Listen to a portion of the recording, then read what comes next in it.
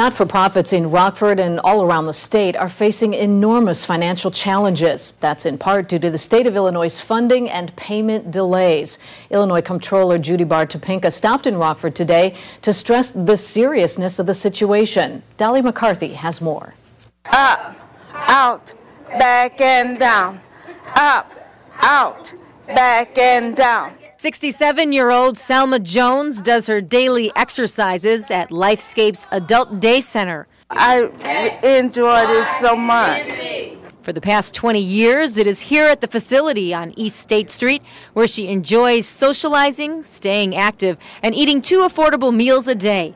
But her time here, as well as hundreds of other seniors, may soon come to an end. Executive Director Carol Green says the state of Illinois owes the Adult Day Service some $250,000. It's getting to a crisis point, not just for me, but for all the adult day services and senior services across the state. She's worried the money won't come, further crippling the agency as it faces the real possibility of closing its doors. I would literally not be here if the situation were not urgent and serious and bad and getting worse by the day. Illinois Comptroller Judy Barr Topinka came here to show how the financial struggles starting at the state level are hitting home. We have in our office 159,069 unpaid bills. That totals $6.6 billion. Topinka is asking state legislators to step up.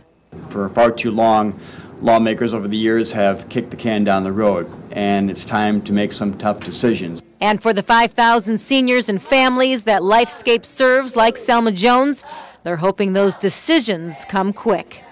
I don't plan to go any place but here, so. Dolly McCarthy, Eyewitness News.